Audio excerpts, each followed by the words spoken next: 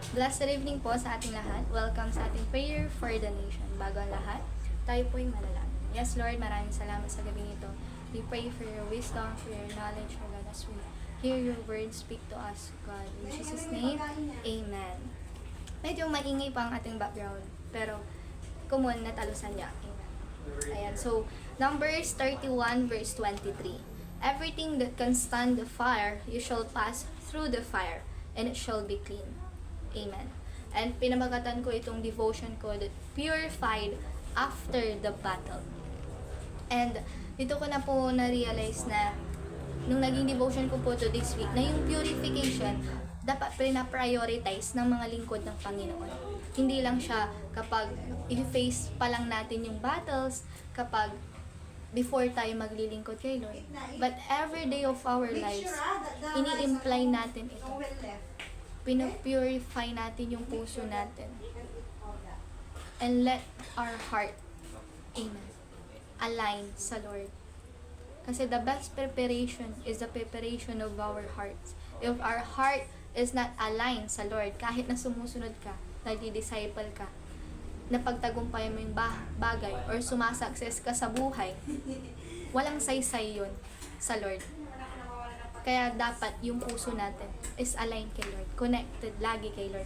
Iniingatan natin yung puso natin kay Lord.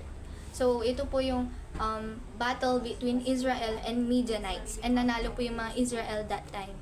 And God didn't let them celebrate agad-agad itong mga Israel after nilang mapagtagumpayan yung war, amen, yung laban.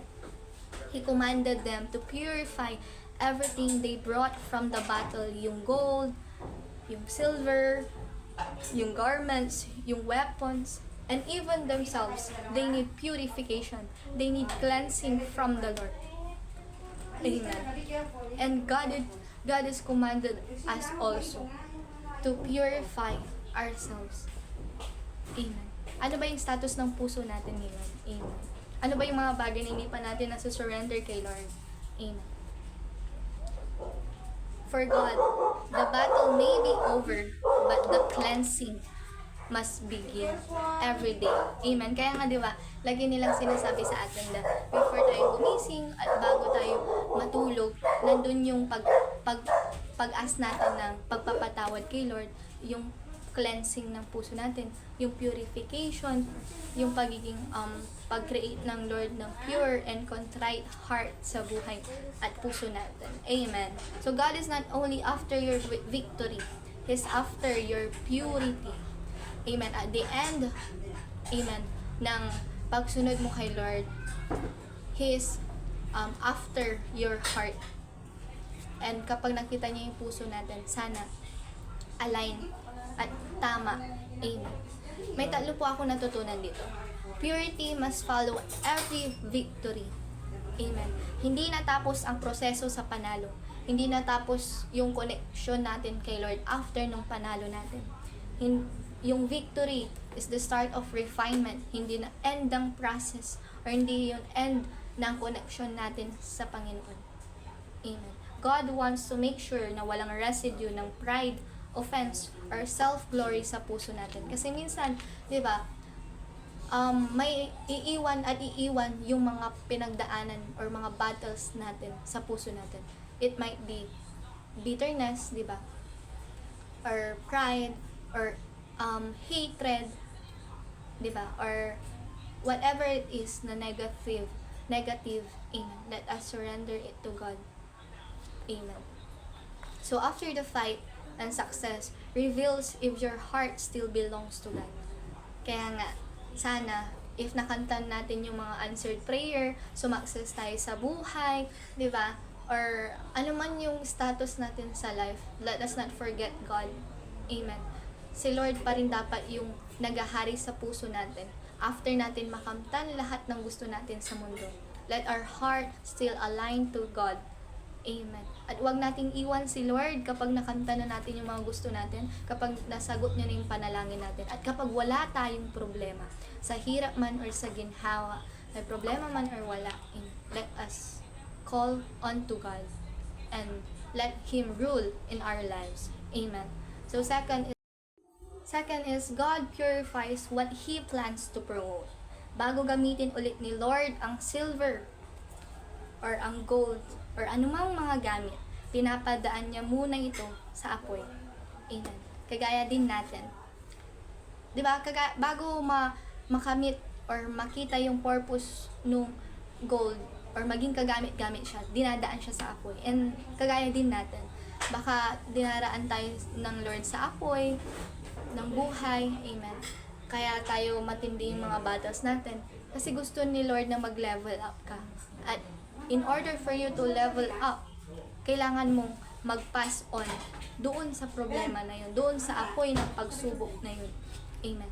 That is why, lagpasan natin. Amen. At naalala ko na lang yung sabi ni Mami, ay ni Ate Glenda nung Sunday. Amen. Na, yun nga, maging habit na namin yung sabihin yung thank you Lord.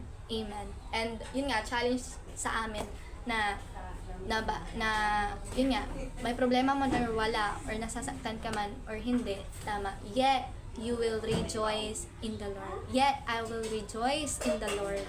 Amen. So before promotion, there comes purification. Malay mo, after that battle, after that purification, after that mapopromote ka na, diba? After that, magle-level up ka na. After that, makakamtan mo na yung answered prayer mo. Amen. Kaya wag kang sumuko. Kapit lang. Tama. And last, the fire that hurts is the fire that heals. May purpose pala yung fire, may purpose pala yung purification, yung refinement. Amen. So, ang apoy ng Diyos, hindi para sirain ka, kundi linisan at pagandahin at maging kagamit-gamit ka. Amen. So, sometimes, the pain you feel after a battle is part of your purification process. Kaya endure lang. Tama. Kaya, san mo? Diba? Sabi nga nila, san mo yung paglilingkod mo kay Lord kasi walang sunshine fruit. Amen. San mo ratay atay pain na pinagdadaanan mo kasi merong mai-inspire dyan. Amen. And as a conclusion, when the battle is over, don't just celebrate. Consecrate yourself to the Lord. Amen. Ito dapat yung una nating ginagawa at lagi nating ginagawa. Amen. To consecrate ourselves to God.